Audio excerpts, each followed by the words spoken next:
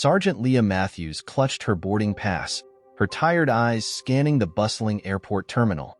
After 6 grueling months in Afghanistan, she was finally heading home. The weight of her experiences hung heavy on her shoulders, but a small smile tugged at her lips as she thought of seeing her family again. Now boarding first class for Flight 237 to Chicago, the announcement crackled over the speakers. Leah blinked in surprise. First class. She double-checked her ticket, confirming that yes, she indeed had a first-class seat. It must have been a mix-up or an upgrade, but she wasn't about to question her luck. As she made her way down the jet bridge, Leah's military-issued boots echoed against the walls. She stepped onto the plane, the familiar smell of recycled air filling her nostrils. The first-class cabin gleamed with polished surfaces and plush seats. "Welcome aboard, ma'am," the flight attendant greeted her warmly. "Your seat is 2A, just to your left." Leah nodded her thanks and moved to her assigned seat. She stowed her small backpack in the overhead compartment and sank into the comfortable chair, relishing the extra legroom. It was a far cry from the cramped military transports she'd grown accustomed to. As other passengers filed in, Leah closed her eyes, allowing herself a moment of peace. The soft murmur of conversations and the rustle of bags being stowed filled the cabin. "Excuse me," a sharp voice cut through her moment of tranquility. "I believe you're in my seat." Leah's eyes snapped open. A well-dressed man in his 50s stood in the aisle, his lips pursed in a thin line of disapproval. His gaze raked over her uniform, pausing at the sergeant's stripes on her sleeve. "I'm sorry, sir, but this is my assigned seat," Leah replied, keeping her voice steady and professional. She reached for her boarding pass to double-check. The man's frown deepened. There must be some mistake. This is first class. The implication in his tone was clear, and Leah felt a familiar knot form in her stomach. She'd faced this kind of prejudice before, but it never got easier. "I'm aware of that, sir," she said, handing him her boarding pass. "As you can see, I've been assigned seat 2A. The man snatched the ticket from her hand, scrutinizing it with narrowed eyes. A flight attendant approached, her practiced smile unwavering. "Is there a problem here?" she asked, looking between Leah and the man. "Yes, there certainly is," the man replied, his voice rising. "This person claims to have a first-class ticket. Surely there's been some mix-up." The flight attendant glanced at Leah's boarding pass. "Everything appears to be in order, sir. Sergeant Matthews is indeed assigned to seat 2A. The man's face flushed red. "This is unacceptable. I paid good money for a first-class ticket, and I won't have my flight ruined by—" "Sir," the flight attendant cut in firmly, "I'm going to have to ask you to lower your voice. Sergeant Matthews has a valid first-class ticket, and she has every right to be here. Now, if you'll please find your seat, we need to prepare for takeoff." The man huffed, shooting Leah a final glare before stomping off to his own seat. Leah took a deep breath, willing her racing heart to slow. She could feel the eyes of other passengers on her, a mix of curiosity and discomfort. The flight attendant turned to Leah, her expression softening. "I'm so sorry about that, Sergeant. Can I get you anything before we take off?" Leah shook her head. "No, thank you. I'm fine." As the plane taxied to the runway, Leah stared out the window, her mind replaying the confrontation. She'd faced danger and death in Afghanistan. Yet somehow, this encounter left her feeling more shaken than any firefight. The engines roared to life, and the plane lifted into the air. Leah watched as the ground fell away, the patchwork of city streets giving way to a sea of clouds. She thought about home, about her family waiting for her, and about the man who had questioned her right to be sitting where she was. As the seatbelt sign dinged off, Leah reached for her backpack. She pulled out a small notebook and a pen, an idea forming in her mind. Maybe there was a way to turn this ugly situation into something positive.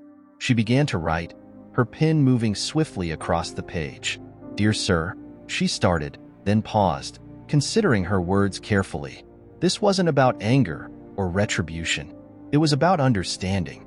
As Leah wrote, she didn't notice the man from earlier watching her from across the aisle, his expression a mix of shame and curiosity. The flight attendant approached Leah's seat, a gentle smile on her face. "Sergeant Matthews," she said softly, "I couldn't help but notice you're writing something. May I ask what it is?" Leah looked up, surprised by the interruption. She hesitated for a moment before responding. It's a letter. To the gentleman who questioned my seat earlier. The flight attendant's eyebrows raised in surprise. A letter? That's certainly unexpected. May I ask why? Leah glanced down at her notebook, then back up at the flight attendant. I believe there's always room for understanding, even in difficult situations. I thought maybe if I shared a bit of my story, it might help bridge the gap. The flight attendant's eyes widened with interest. That's incredibly thoughtful of you, Sergeant. Would you mind sharing a bit of what you've written? Leah hesitated, then nodded. Well, I've started by explaining who I am and why I'm on this flight. I thought it might help him understand. As Leah began to read from her letter, the plane hit a patch of turbulence. The fasten seatbelt sign flashed on, and the flight attendant quickly excused herself to check on other passengers. Leah tucked her notebook away, promising herself she'd finish the letter once things settled down. The turbulence intensified, causing the plane to shudder and shake. Passengers gripped their armrests, worried murmurs filling the cabin. Leah remained calm, her military training kicking in. She noticed an elderly woman across the aisle looking particularly distressed. It's okay, ma'am, Leah said reassuringly. Turbulence is normal. Just take deep breaths. The woman nodded gratefully, her knuckles white as she clutched her seat. Leah continued to offer quiet words of comfort, not just to the woman, but to those around her who seemed anxious. As the plane steadied, Leah caught the eye of the man who had confronted her earlier. He was watching her with a mixture of surprise and grudging respect. She offered him a small nod before turning back to her notebook. Leah resumed writing her letter, pouring her thoughts onto the page. She wrote about her experiences in Afghanistan, the camaraderie she'd found with fellow soldiers of all backgrounds, and the lessons she'd learned about humanity in the face of adversity. As she wrote, memories flooded back. She remembered her first day of basic training, standing in line with men and women from all walks of life, all united by their desire to serve. She thought of her best friend Maria, a Latina woman from Texas who'd saved Leah's life during an ambush outside Kabul. Leah's pen paused as she considered how to convey these experiences. She wanted to help the man understand that the uniform she wore represented not just her own service, but the sacrifices of countless others who came from every corner of America. Lost in thought, Leah didn't notice the flight attendant approaching with the drink cart until she spoke. Would you like anything to drink, Sergeant? Leah looked up, blinking as she pulled herself back to the present. Oh, just water, please. As the flight attendant poured her drink, she glanced at Leah's notebook. Still working on that letter? Leah nodded. Yes, I am. It's turning out to be more challenging than I expected. The flight attendant smiled sympathetically. Sometimes the most important things are the hardest to put into words, but I'm sure your sincerity will come through. As she moved on to the next passenger, Leah sipped her water and returned to her writing. She described the pride she felt in wearing her uniform, not just for herself, but for all those who had come before her and broken barriers. Time seemed to fly by as Leah poured her heart onto the page. Before she knew it, the captain's voice crackled over the intercom, announcing their descent into Chicago. Leah finished her letter with a simple invitation for dialogue and understanding. She signed her name at the bottom, then carefully folded the pages and slipped them into an envelope she'd gotten from the flight attendant. As the plane began its descent, Leah felt a tap on her shoulder. She turned to find the elderly woman she'd comforted during the turbulence smiling at her. I just wanted to thank you, the woman said warmly. Your kindness meant a lot to me. Are you heading home? Leah nodded, returning the smile. Yes, I am. After 6 months away, I can't wait to see my family. The woman's eyes softened. Well, I'm sure they'll be overjoyed to have you back. Thank you for your service, dear. As they continued to chat, Leah noticed the man who had confronted her earlier watching their interaction. His expression was unreadable, but there was something in his eyes that hadn't been there before, a glimmer of curiosity, perhaps even remorse. The plane touched down smoothly, taxiing to the gate. As passengers began to gather their belongings, Leah took a deep breath and stood up. She clutched the envelope containing her letter, gathering her courage. She approached the man's seat just as he was pulling his carry-on from the overhead bin. He tensed as he saw her, weariness evident in his posture. "Excuse me, sir," Leah said, her voice steady. "I wanted to give you this." She held out the envelope. The man hesitated, confusion replacing his initial defensiveness. "What is it?" he asked gruffly. "It's a letter," Leah explained. "I thought it might help explain some things. You don't have to read it now, but I hope you will when you have a moment." The man stared at the envelope for a long moment before slowly reaching out to take it. "Thank you," he said, his voice gruff, but lacking its earlier hostility. As passengers began to file off the plane, the man cleared his throat. "Sergeant," he began, his voice low, "I think I owe you an apology." Leah raised an eyebrow, surprised by the unexpected turn of events. "Sir," the man shifted uncomfortably, avoiding eye contact. "My behavior earlier was unacceptable. I made assumptions that I shouldn't have." Leah nodded, acknowledging his words. "Thank you for saying that. It takes courage to admit when we've made a mistake."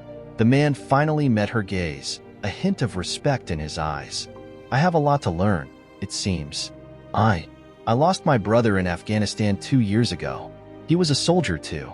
The revelation hung in the air between them, a shared understanding of loss and sacrifice bridging the gap that had seemed so wide just hours before.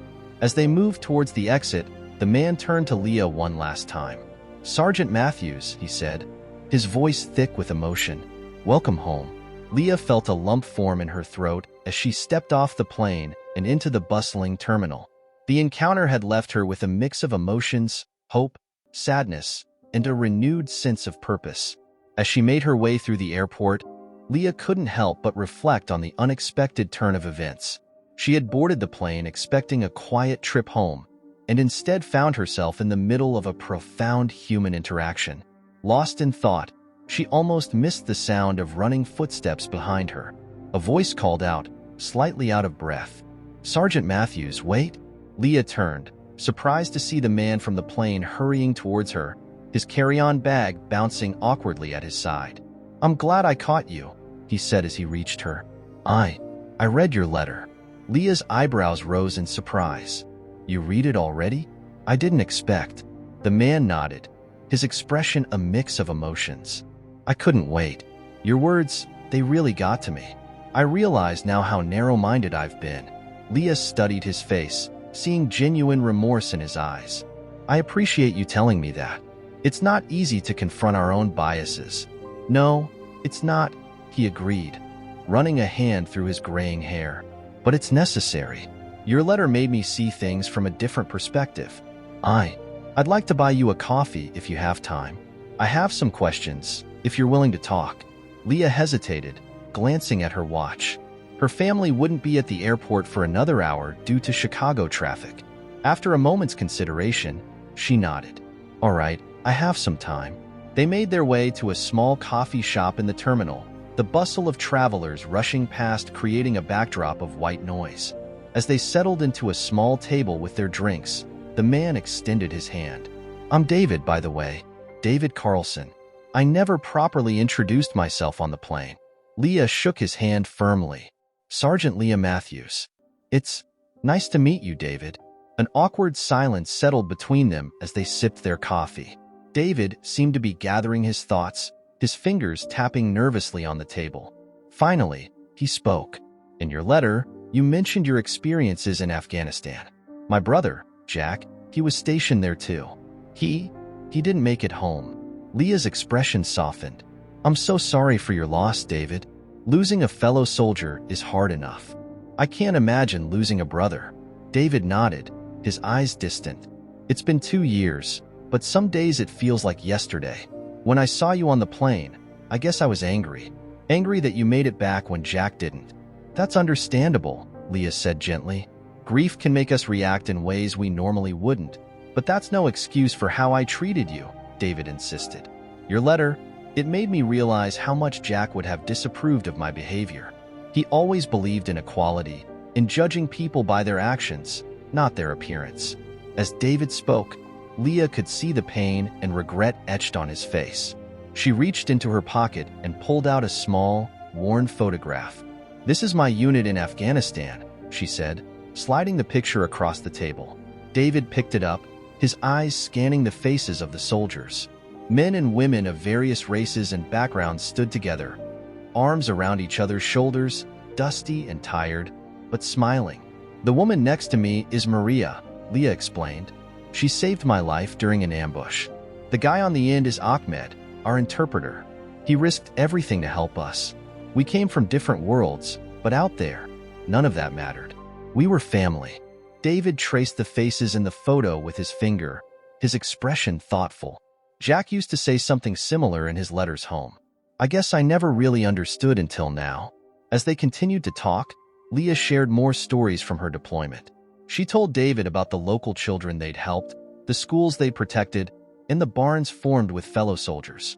With each story, she could see David's perspective shifting, his preconceived notions crumbling. "You know," David said after a while, "I've spent the last 2 years angry at the world, blaming everyone for Jack's death, but listening to you, I think I've been dishonoring his memory." Leah leaned forward, her voice earnest. "Your brother gave his life serving his country. The best way to honor him is to live by the values he fought for. Equality, justice, compassion." David nodded, wiping at his eyes. "You're right. Jack would want me to do better, to be better." As their conversation drew to a close, David reached into his briefcase and pulled out a business card. "I run a veteran support group," he explained, handing it to Leah. "We focus on helping soldiers readjust to civilian life. I'd be honored if you'd consider joining us sometime." Leah took the card, a smile spreading across her face. "I'd like that, David. Thank you." As they stood to leave, David hesitated, then pulled Leah into a brief hug. "Thank you for your service, Sergeant Matthews, and thank you for opening my eyes today." Leah returned the hug, feeling a weight lift from her shoulders. What had started as an unpleasant confrontation had transformed into a moment of genuine human connection. As they parted ways, Leah couldn't help but feel a sense of hope. If this conversation could bridge the gap between her and David, perhaps there was hope for healing the larger divides in society. She made her way to the baggage claim area, her mind still processing the events of the day. As she waited for her duffel bag to appear on the carousel, she noticed a young girl watching her with wide eyes. The girl, no more than 7 or 8, tugged on her mother's sleeve and pointed at Leah. "Mommy, look. She's a soldier." The mother smiled apologetically at Leah. "I'm sorry, she's just excited. She wants to be a soldier when she grows up." Leah knelt down to the girl's level, her heart warming at the child's enthusiasm. "Is that so? Well, it's a big job, but I bet you'd be great at it." The girl beamed, her eyes shining. "Did you fight bad guys? Were you scared?" Leah chuckled softly. "Sometimes I was scared, yes, but being brave doesn't mean you're never afraid. It means doing what's right, even when you are afraid." The girl nodded solemnly, absorbing Leah's words. Her mother watched the interaction with a mixture of gratitude and admiration. "I thank you for your service," the mother said softly, "and thank you for taking the time to talk to her. It means a lot." Leah stood, offering a warm smile. "It's my pleasure. Your daughter reminds me why I do what I do." As the family moved away, Leah spotted her duffel bag on the carousel. She hefted it onto her shoulder, the familiar weight comforting after the emotional roller coaster of the day. She made her way towards the exit, her heart lightening with each step. Home was just beyond those doors. Her family, her own bed, the life she put on hold for 6 months, it was all waiting for her. As she pushed through the sliding doors into the warm Chicago afternoon, Leah took a deep breath. The air smelled different here, like home, like freedom, like possibility. She scanned the crowd of waiting people, searching for familiar faces. And then she saw them, her parents, her little brother, all holding a giant "Welcome Home" sign decorated with American flags. Leah felt tears prick at her eyes as she quickened her pace. Her mother was the first to spot her, letting out a joyful cry and rushing forward. In moments, Leah was enveloped in a group hug, surrounded by the love and warmth of her family. As they embraced, Leah felt the last of her tension melt away. She was home. She was safe. And despite the challenges she'd faced, both on the battlefield and on the plane, she knew that compassion and understanding could bridge even the widest gaps. Her father pulled back, his eyes shining with pride. "Welcome home, sweetheart. We've missed you so much." Leah smiled, her heart full. "I've missed you too, Dad. More than you know." As they walked to the car, her family peppered her with questions about her flight and her service. Leah found herself hesitating, unsure how to explain the unexpected encounter with David. Her mother, ever perceptive, noticed her hesitation. "Is everything okay, honey? Did something happen on the flight?" Leah took a deep breath, considering her words carefully. "Actually, Mom, something did happen. Something unexpected." Leah's mother furrowed her brow, concern etching her features. "What do you mean, honey? Was there trouble? On the plane?" Leah shook her head, a small smile playing on her lips. "No, not trouble exactly. It's a bit of a long story." Her father chimed in, his arm around her shoulders. "We've got plenty of time, sweetheart. Why don't you tell us about it on the drive home?" As they piled into the family car, Leah in the back seat with her younger brother, she began to recount the events of the flight. Her family listened intently, their expressions shifting from concern to surprise to pride, as she described her encounter with David and the letter she'd written. "Oh, Leah," her mother said, twisting in her seat to look at her daughter. "I'm so proud of how you handled that situation. It couldn't have been easy." Leah shrugged, feeling a mix of emotions. "It wasn't at first, but then I remembered something my commanding officer used to say. The greatest victories are won not on the battlefield, but in the hearts and minds of people." Her younger brother, Tyler, who had been uncharacteristically quiet, finally spoke up. "So did you punch the guy, Tyler?" their mother admonished. But Leah just laughed. "No, little bro. I didn't punch him. Sometimes words are more powerful than fists." As they drove through the streets of their hometown, Leah found herself seeing everything with new eyes. The local diner where she'd spent countless hours with high school friends, the park where she'd learned to ride a bike, the recruitment office where she'd first signed up for the military. All of it seemed both comfortingly familiar and strangely new. "We've kept your room just as you left it," her father said, glancing at her in the rearview mirror. "Though your mother might have dusted a bit," Leah smiled, grateful for the normalcy of it all. After months of military precision and the intensity of deployment, the thought of her childhood bedroom was incredibly appealing.